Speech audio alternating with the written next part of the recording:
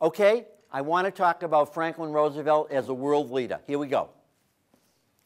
Franklin Roosevelt as a world leader. I'll talk with you after class, young lady, to fill you in with what I said, all right? Franklin Roosevelt as a world leader.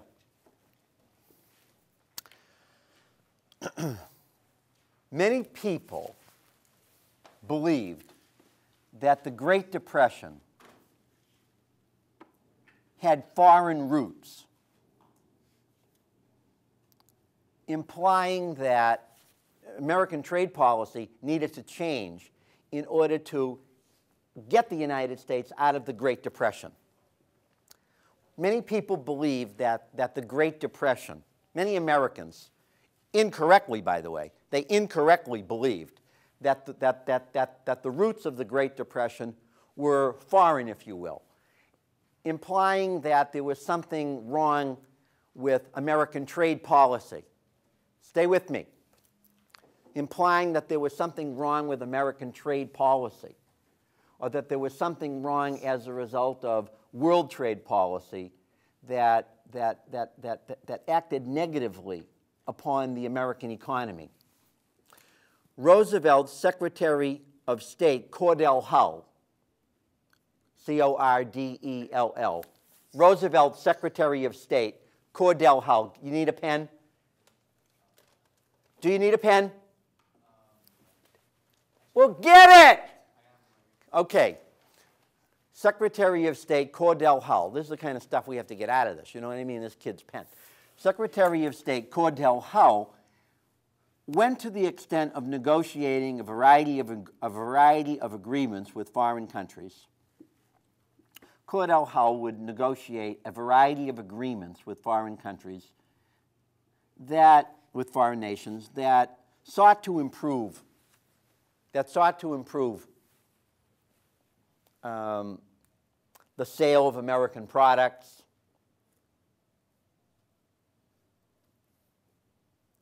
and to limit some of the tariff restraints. Sought to improve the sale of American products and sought to reduce some of the tariff constraints that were affecting American trade. Birkin is very critical. Birkin makes the point that this was not significant in regards to dealing with our financial problems. Birkin makes the point, Carol Birkin makes the point that this was really not significant in dealing with the Great Depression. I only mention that by way of background. As you know, World War II will be the definitive. World War II will be the definitive what? Will be that definitive event that changes the American economy, that brings a change to the economy and brings the United States out of this depression. World War II will be definitive in getting the United States out of the depression. Why was it so difficult to get out of the depression short of World War II? Are you listening? Why was it so difficult short of World War II to get the United States out of this depression? Are you thinking? Go ahead. Because no one had money. No, you're not answering the question analytically. Go ahead. Because it's hard to build that kind of revenue back when no one's going to trust the government. You're not answering in a penetrating way. In other words, we said this. Listen, ladies and gentlemen, we said that consumer purchasing was high in the early years of the 1920s. And then that consumer purchasing plummets. Hold on a second. Then that consumer purchasing plummets. And when it plummeted, it led to a deflationary situation. But the fact of the matter was that too few Americans could really be good consumers. Write that down. That the consuming capacity of the American public was too limited. The consuming capacity, the ability of Americans to be consumers was too limited. People did not earn enough money. There were segments of the population that simply could not be good consumers. Could the African American population of the United States in the 1920s be viable consumers? They could not be viable consumers. They were very much sharecroppers. They were agriculturally based. There was too much prejudice. There was too much inability. What about immigrant people? How could immigrant people who were relatively new to the country, how could they have purchasing power? Do you get the idea? The fact of the matter is that there was something illusionary about the economy in the 1920s. There was a degree of prosperity, but this degree of prosperity, evidenced in housing, evidenced in automobiles, evidenced in regards to infrastructure, that was real, but it didn't really permeate the entire economy. It affected a portion of the economy. After all, how many radios can a family have in 1922? How many vacuum cleaners would they need? How many automobiles would they actually have, even if they had more than one?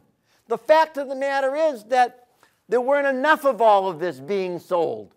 And there wasn't enough of it being sold because when you look at the wages that people earned, the wages were grossly inadequate. There was a hope. There was a speculation. There was an intensity, as there often is in a boom time. Isn't there a certain boom mentality when people dream big dreams and have great expectations? But those big dreams and those great expectations very often get deflated. And when it got deflated, it sunk into what? Into a deflationary spiral. It sunk into a deflationary spiral. That means this: there was so much product that it couldn't be bought. What did General Motors just decide to do yesterday? What did they decide to do yesterday? Not only that, they decided to do something else more significant in regards to dealing with a deflationary spiral. Yes, you do. What did they decide to do? They were going to, go ahead. Yes, for 9 weeks. They were going to stop production, lay everybody off for 9 weeks because they had so much inventory. They're hoping they can get rid of that inventory. That's a deflationary spiral. And that is exactly what happened in the Great Depression, not just in automobiles, but in almost everything. How do you get out of a deflationary spiral? Wish that we knew. We think we do know now. How? How? How do we get out of, stop, pay attention. How do we get out of a deflationary spiral now? Here is where the government, in a sense, has to deal with it as they would with a war, in which they spend a lot of money. They bank, as we see with President Obama, bankrolling the banks. Isn't this what Franklin Roosevelt tried to do with the Agricultural Adjustment Administration, with the National Recovery Administration? They tried to keep people employed. They tried to get the glut off the market. Not enough was done. In other words, if Hoover was interested in doing this to a degree, if Roosevelt came along and did it even more, the point was not enough of it was done. And that seems to be the lesson that is motivating politicians today, not just in the United States, but worldwide. Across the world, there's this recognition that they've got to feed the system, so to speak, just as you would fight a war, that they've got to pump money into the banks, and these banks have to continue loaning money, and those loans have to kind of percolate through the society. Of course, It's not going to be particularly significant if what happens? Right, if the unemployment rate continues to rise dramatically. If the unemployment rate continues to rise, then this will be for naught. But the hope is that the unemployment rate will level off and that there will be an infusion, this money will create an infusion such that there'll be new jobs. That's the hope. Roosevelt, we know that Roosevelt was well-intentioned. And what did James McGregor Burns tell you? There was no real plan. He was willing to try anything in order to make this work. And all of his efforts, after everything is said and done, I'm afraid, did not marginally change the situation. Only the war changed the situation. Question. Go ahead. Point. I was just saying that there wasn't enough jobs before the war, and the war created a bunch of jobs. The war became, everyone was working as a result of the war. So the war became a jobs program.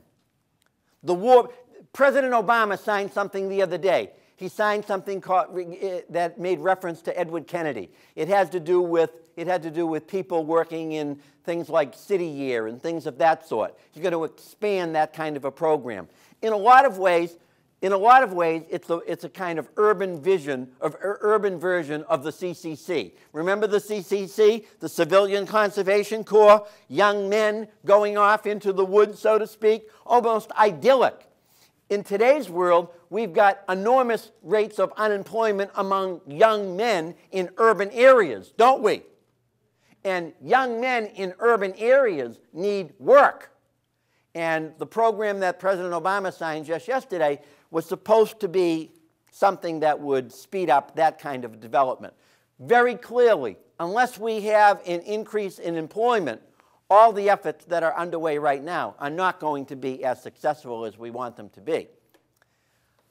How long does it take to get out of a deflationary spiral? Who can say? So when the war came along, the Great Depression, that was the beginning of the end of the Great Depression. Okay? Questions? Go ahead, young lady. How come boxing? That's an interesting question. I think that boxing enjoyed a great deal of popularity up until recent times, by the way. It's not just during the Depression. But I think that you're right. I think that boxing was a kind of sport that had a mass appeal, maybe in part because many of the people who were boxers in the Great Depression were either African American or new immigrants to the country. And so it was looked upon as a kind of upward economic, as a kind of sport that demonstrated upward economic mobility. If you notice, for example, today, look at the number of people from Latin America or Hispanic Americans who are playing baseball. It's very significant, isn't it? What have you noticed? But hasn't there been a decrease in the number of other people playing baseball? Who is left out? Who is increasingly not playing baseball in the United States today? African Americans. African Americans at one time were extremely significant in regards to baseball. Not so now. They've been replaced by other individuals, so to speak. Clearly, African Americans remain dominant, however, in regards to professional basketball and professional football, but not baseball. So it's kind of interesting to track these movements. But I think that you're right. I think that during the Great Depression that one saw that boxing had a great deal of appeal. There's another sport that had a great deal of appeal that's very forgotten. Go ahead. Exactly. Horse racing was something else that attracted an enormous audience. And I don't think that that's the case today. I don't think people are particularly into horse racing per se. Okay? Can you think of any other sport that was very popular during the Great Depression and is less popular today? Go ahead. Well, golf, of course, is popular in particular circles. I think that's kind of a limit. That's sort of like polo. You know, that has a kind of limited audience. Any other sports that come to mind? Any other sports that were popular during the Great Depression, but are less, let us say, less significant today? Can you think of any? Nobody? Help me. Bowling? You know, I can tell you're from Littleton. Do you know that? No, actually, I think you're making a good point. I think that bowling was very popular, and I think that it was a significant sport in regards to community life. And in actuality, there is a great diminishment. Many people have pointed out that the lack of community life today is visible by the fact that bowling is not what it once was. Write this down. New ideas.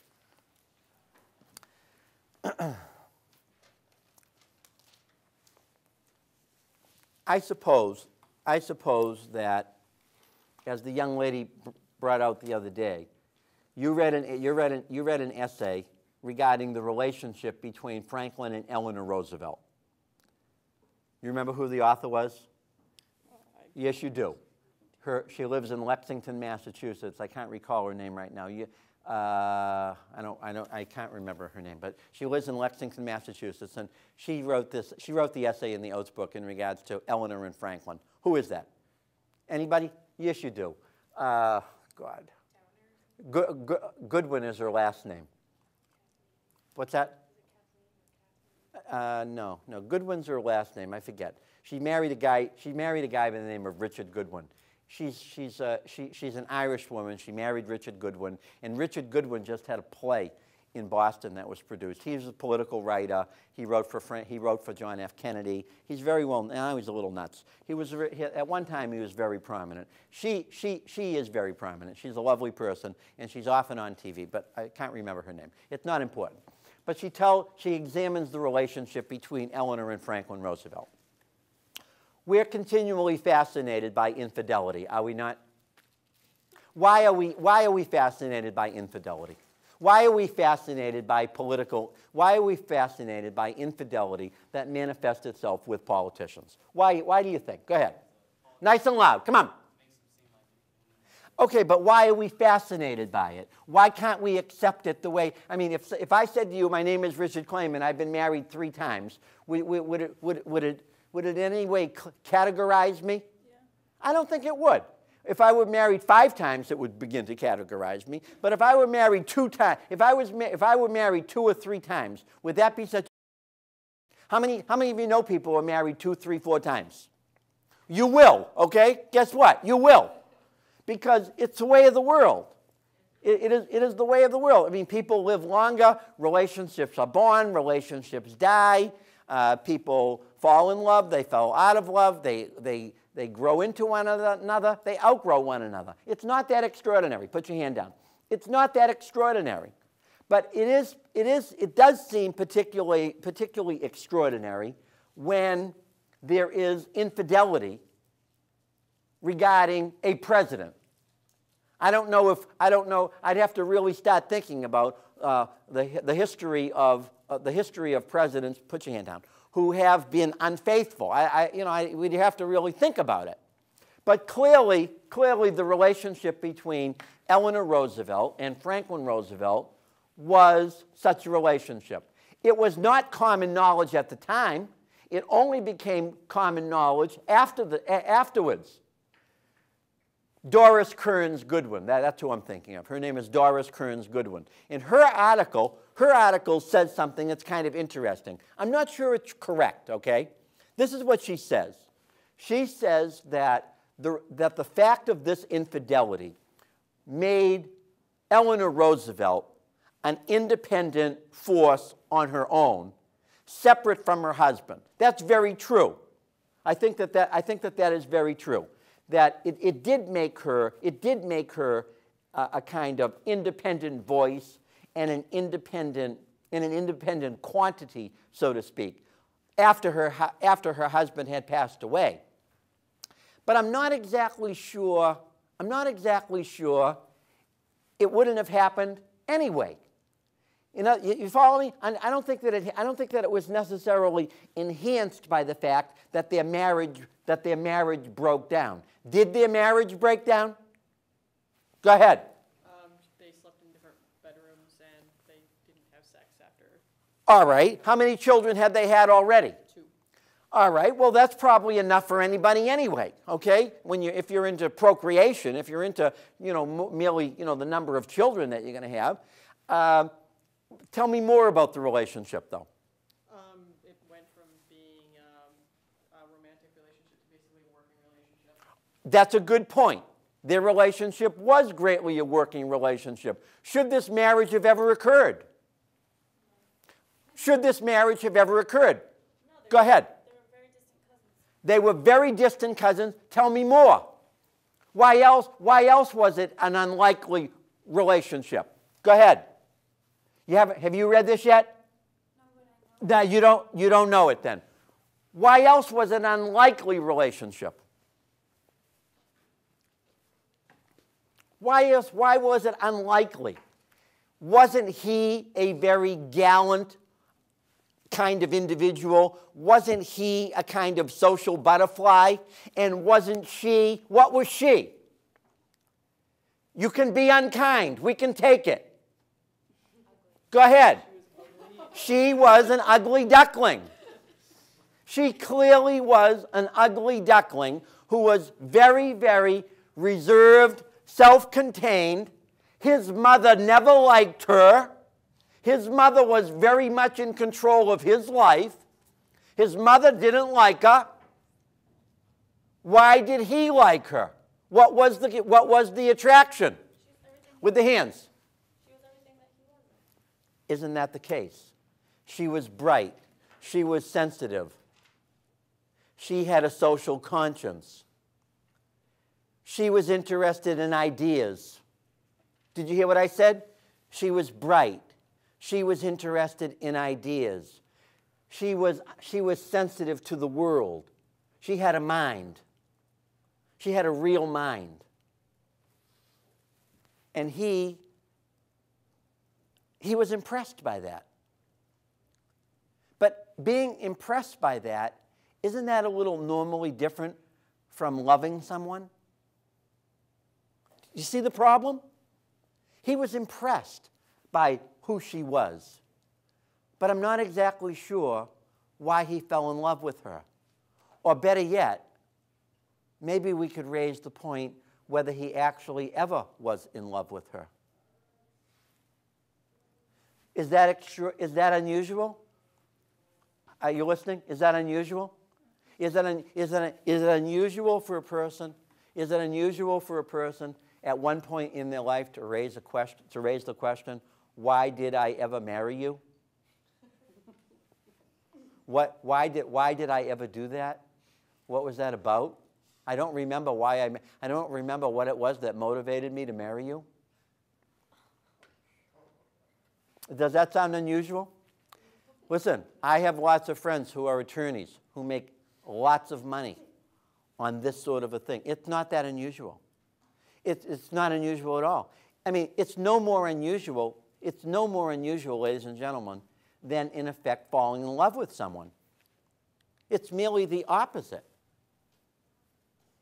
You see, in other words, isn't this preeminently human? See, I see this as preeminently human, but it's cast as moral. Do you follow me? It's cast in a kind of moral tone, as though this is horrendous. When we examine Bill Clinton's relationship with Hillary Clinton, wouldn't we be forced to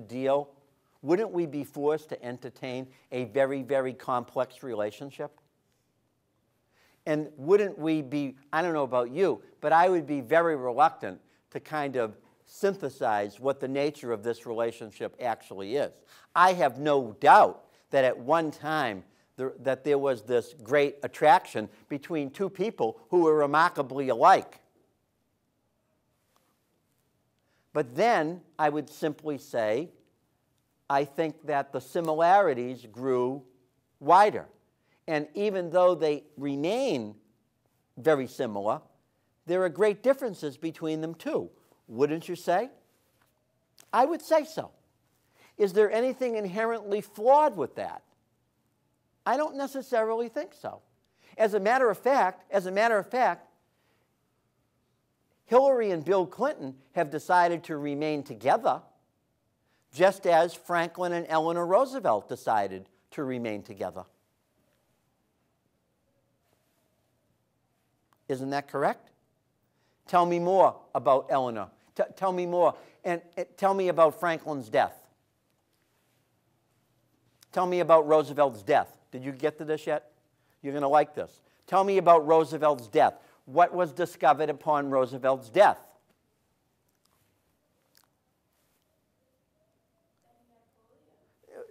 I'm worried about you, okay? What about Roosevelt's death? Who was there with her, with him? Oh, Missy. What was her name? Marguerite Missy Laham. Okay. So, in other words, after he had told his wife he would no longer see this woman, he in fact continued to see the woman. Wait, I thought the first woman that he agreed not to see was the first woman that he was found, and Missy was the person that took care of him. And wasn't she the woman who was at his deathbed? Yeah. Okay. She was, one at a time, okay? She was at his deathbed. The point is that he lied to his wife about ending the relationship, and he in fact never ended the relationship. And he never ended the relationship. He never in effect ended the relationship because the relationship had some meaning to him.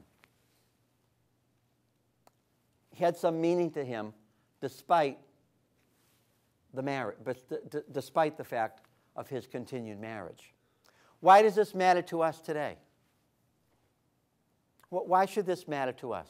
Why should it matter to us today in regards to Franklin Roosevelt and his relationship with his wife?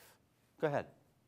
Get that thing away from your face. Come on. I think it shows how significant of a role Eleanor played. She certainly played a critical role, but she was going to play a critical role notwithstanding. Don't forget, we've already said that Eleanor was a sensitive, alert, sympathetic individual with an enormous social conscience. She reached out to Americans who Roosevelt could not reach out to.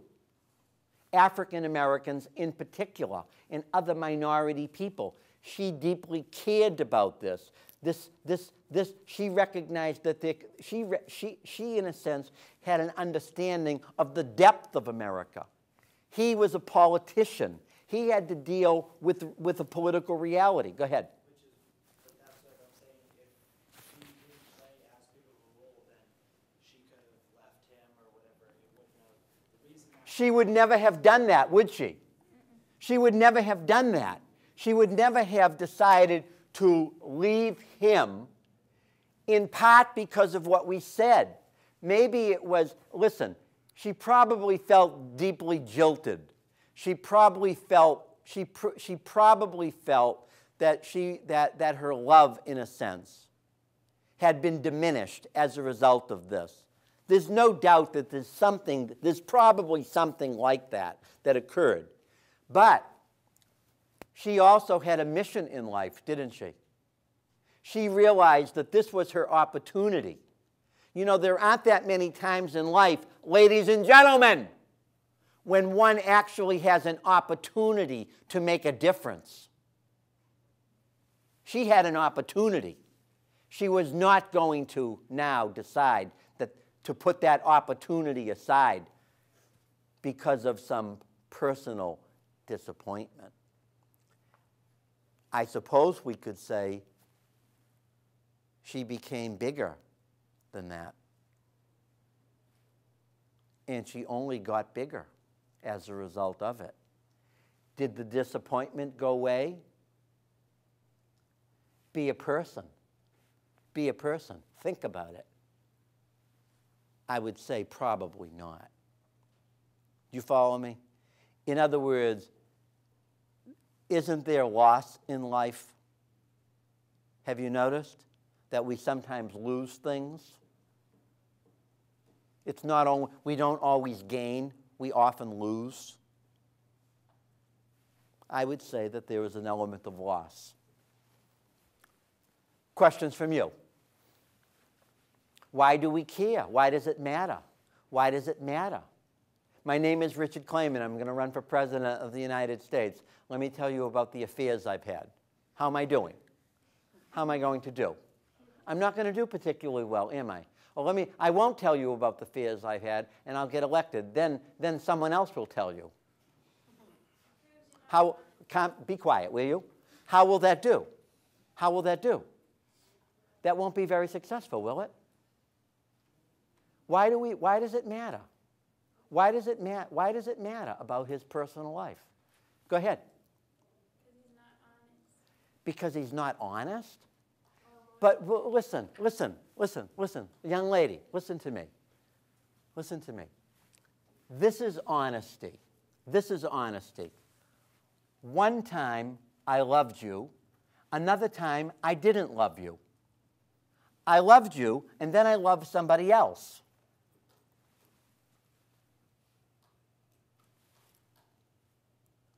Can you take it, the honesty?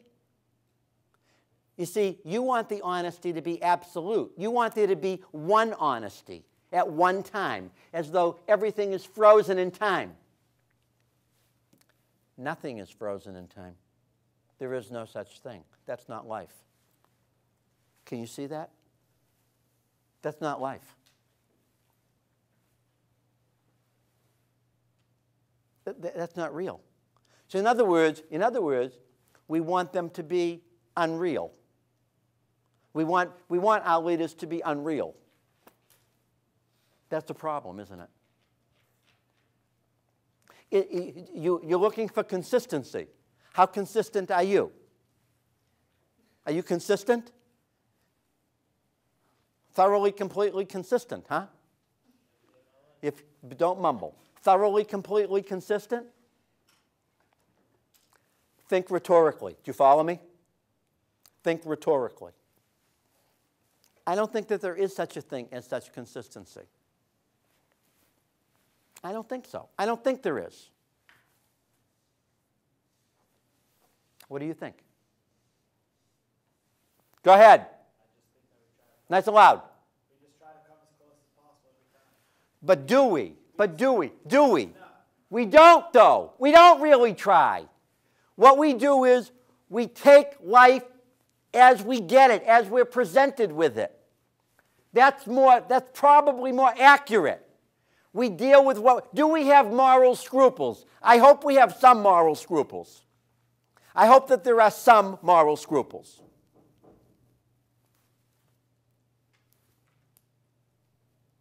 But I don't think that anybody is going to walk through life and not have a variety of inconsistencies.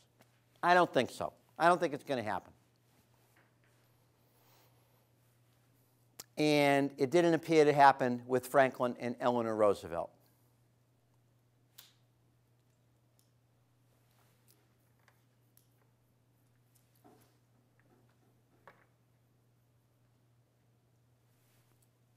New idea.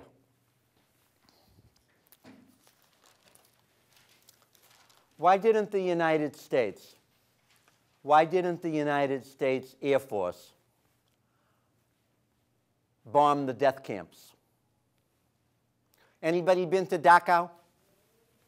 How'd you like it? Was it busy the day you were there? It wasn't. Was it a quiet day? Was it a cloudy day?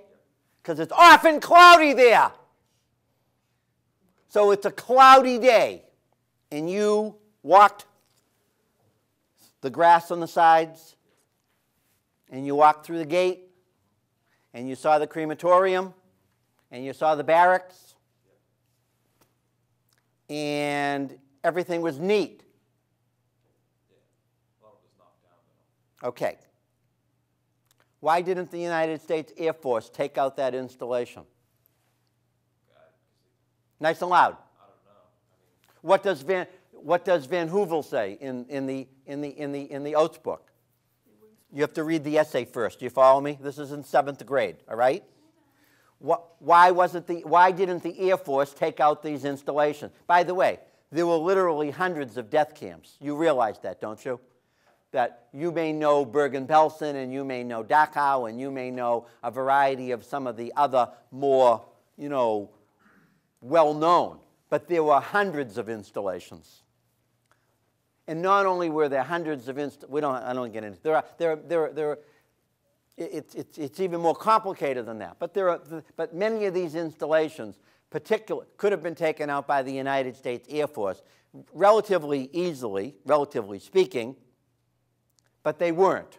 Why weren't they? Go ahead. I think it was because they didn't really believe it was happening at the time.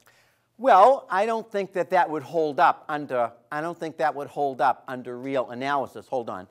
I think it was very clear that most people, and certainly the State Department, clearly understood that there was something going on here, and that if anything, we could say this. Are you listening?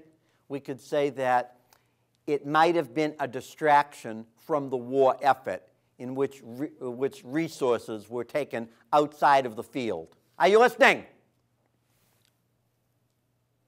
That argument could be made. That won't hold up in your visit, though, will it? You won't go for that. You won't go for that because you realize that even in an age of very imprecise bombing, it wouldn't take much to disrupt the rail lines that surround that facility. Go ahead. I was just going to say that I think Hoover believed that... Not Hoover, Roosevelt. Franklin Roosevelt. Hoover's not, Roosevelt's the president at the time. Come on. I was just going to say that each country should deal with their own problems. No, I don't think so. Don't forget, we're talking about the war. During World War II, the Nazis are going to round up Jews, gypsies, homosexuals, and a variety of other peoples, and are going to bring them to a variety of places where they're going to be executed and then burned. These installations were located in many places throughout Europe, and they are now some of the biggest tourist attractions. Sometimes, I hate to say this, you can't get into the death camps. They're so crowded. Rather ironic, isn't it? Why didn't we make a greater effort to destroy some of them from the air? 1, 2, come on. Wouldn't they have been burned either way if you're going to bomb them? Well, in other words, if you bomb a camp and you kill the people, you've killed the people, but you've disabled the plant. Go ahead. Yeah, kind of off that. Louder. Would that just be finishing the job off for the Nazis? No, it would not. It would not be. What it would be, it would not be. You're talking about dismantling the installation. But you're still talking about killing some of them 100,000 plus people every time. Look at. These innocent people are going to their death. With the hand. These children, everyone. The death camps discriminated against everyone. You're talking about at least 6 million people. By the way, stop the music. Are there examples in the world today in which there are similar problems going on? In Sri Lanka, in Sudan, in the Congo, among Native American groups in Colombia, in South America?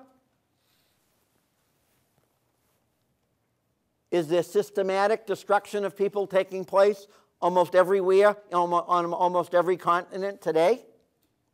We have a problem with this, don't we? We have a problem in figuring out how to do that. We're going to send the United States Army to Sudan?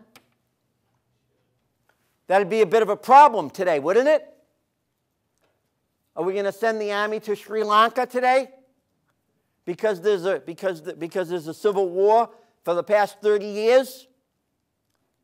Are we going to send the United States Army to the jungles of Western Colombia, where these native tribes, these rather aboriginal tribes, are caught between revolutionaries and cocaine traffickers? Because that's the reality. And so in a lot of ways, the Holocaust is a kind of a special deal, isn't it? But there's a lot of destruction out there. Maybe not on par with what occurred, the systematic destruction that occurred. That was rather extraordinary. But the world continues to deal with this. God bless you. Bit of a problem, isn't it? It's a moral problem. It's a continuing moral problem.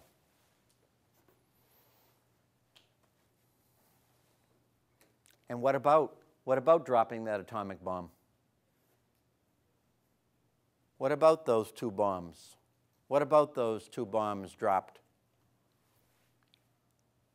on Japanese people?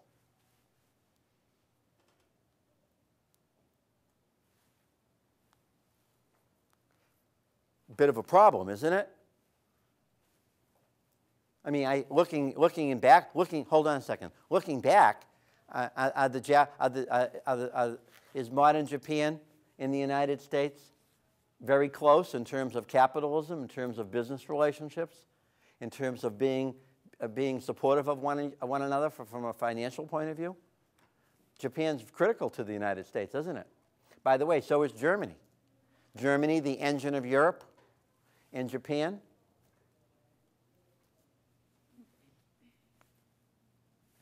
Go ahead.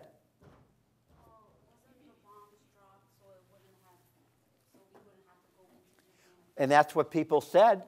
That's exactly, you're saying what people have said, that it prevented an invasion of Japan and a potential casualty list of 1 million people. 1, 2, go ahead. That's a lie, because Japan was already starving. We already had them said they couldn't do anything. So in other words, what the gentleman is simply saying, what's the rush? Wait it out a little bit more, right? Go ahead. Nice and loud. I thought it was because the Russians took Berlin, and then they were going to go to Tokyo. The Russians had not joined in the war effort yet in regards to Japan, and we wanted the Russians, if there was going to be an invasion of Japan, we wanted the Russians to help us. I thought we did it because they would take both glory in both theaters, and we wanted to get revenge on Pearl Harbor, so we didn't know. Well, you're mixing stuff now. We were very interested in the Soviets taking some of the casualties, so to speak. That we were interested in. There's no question about that.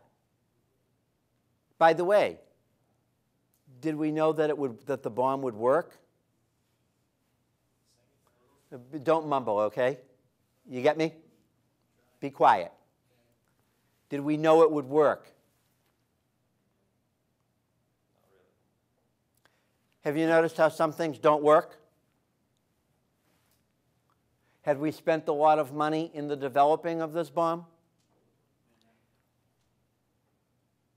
We thought it would work. We hoped it would work. I don't think we were really very well prepared for when it did work, though, for all the questions that would follow. That we weren't prepared for. Go ahead. I think America did what it had to do. Country messed with us, so we bombed them. And because that's exactly, okay, no, I hear you. Because he's talking straight. He's talking straight. He's saying, it's a war. Put your hand down, okay? It's a war. We'd suffered a great deal. It was time to put an end to the war. And if this could do it, this would be the way to do it. You're not saying that? I don't think they went overboard. No. Well, I think they did. well, hold on a second. Put your hands down, okay? Can one person talk at a time? That's our rule, isn't it? We got one mouth working at once? Go ahead. We had the technology at the time. We had the atom bomb. They came over. They bombed Pearl Harbor. I mean, people say it could have been prevented. Well, the severe damage, but it wasn't. And so what you say? So what you're saying is the war had continued long enough. It was time to end the war. Yeah, it's just justifies it. Difference of opinion. Nice and loud. Just saying, you cannot justify the bombing of a military base with people that fight back to destroying, killing, wiping out civilians when they was already, their army was already through. They had nothing to fight back. What we did when we dropped that bomb is scare everybody else and let them know not to mess with us. That's the only reason they dropped that bomb. New people were done. That's the gentleman's contention. Okay? That the gentleman is making a contention, and he's simply saying that there were geopolitical considerations in dropping this bomb. But he says he denies that this was a military necessity. Go ahead. I feel like it sealed America's. Loud. It sealed the deal on America being the rulers of the world, so to speak. Because they dropped these bombs, and now they go, okay, look what we can do. And now we say, anyone who's not our friend, you're not allowed to make. Okay, I get the picture. Okay, I get the picture. The point that needs to be made. I'm sorry? Now we run everything. You're quite wrong, okay? The point that needs to be made, is that, don't forget, the Russians are also working on a bomb. The Germans had been working on a bomb. The Japanese had very modest efforts at working on a bomb. This was the first bomb that worked.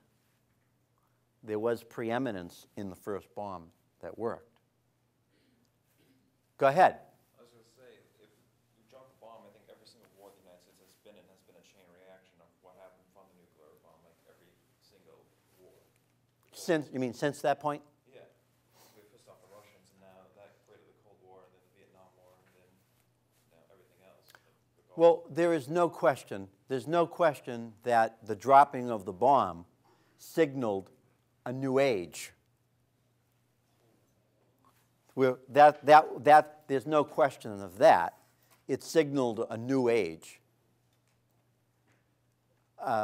Was dropping the bomb, was the fact that these people were Asian, was that a factor?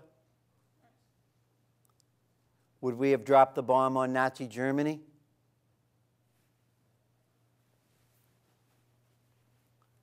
Would we drop the bomb on white people?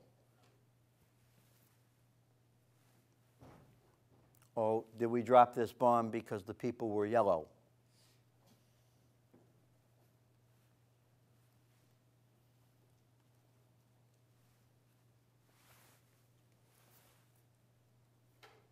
What do you think, young lady? You agree with what? You agree, but you're not sure with what? That in that time you wouldn't have dropped it on white. You don't think we would have? You don't think so? Young lady. I really don't think it had to do with race. I think it had to do with money. I think that Japan was going to take over China, and we had.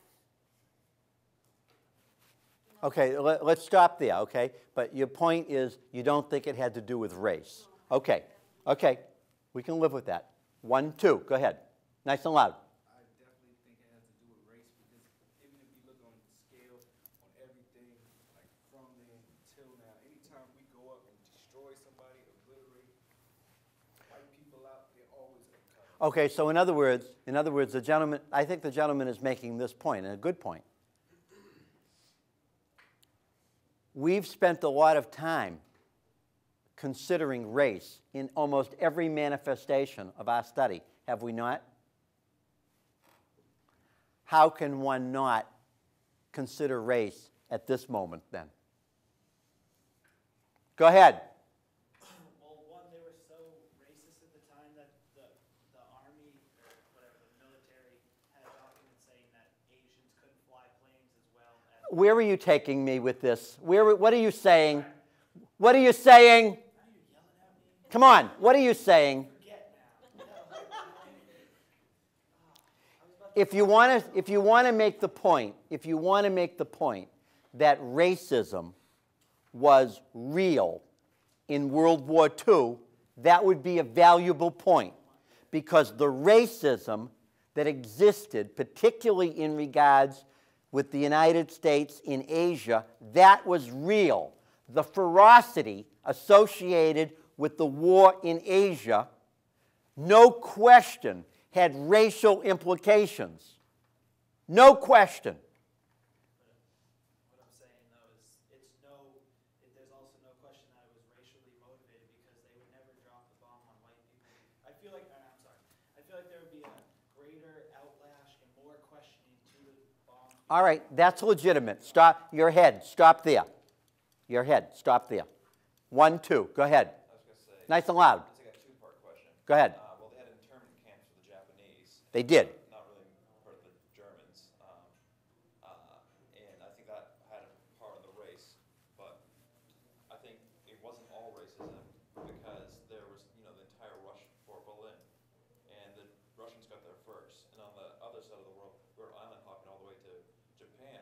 And once the Russians got to Berlin, this goes back to my other point. Yeah. We're going right back to Tokyo. And had they take Tokyo, we wouldn't have anything to say. Okay, well, let's say this. The gentleman is making a couple of points. You're making some geopolitical considerations. You're saying that there's strategic, geographical considerations, post-war considerations. And I think that's fine. Your first point, I think, is a better point. And the first point having to do with the internment camps for Japanese Americans, I think points out that race is always a consideration. I think that you're quite right.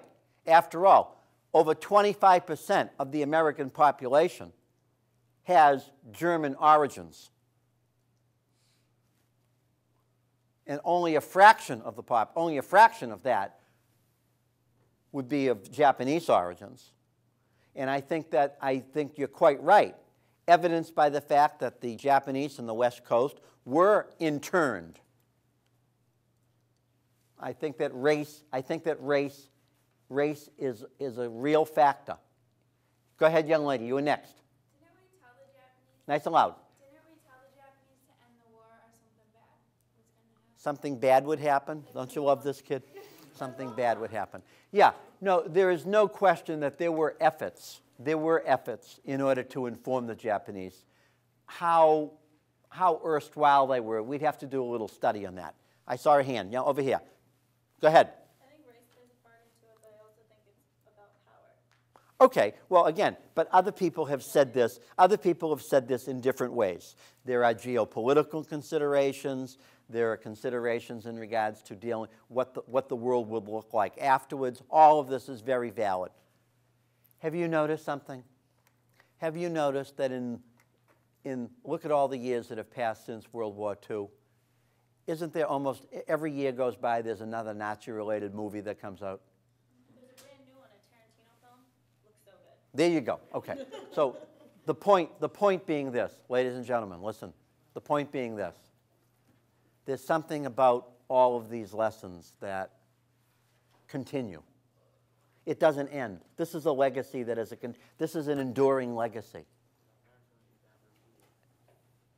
I'm going to tell you to shut up, okay? I'm going to talk to you after class, too, by the way.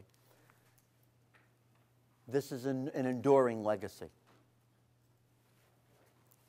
There are no solutions here.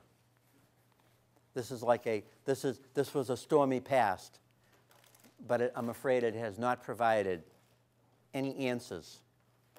Thank you. We'll pick it up from there.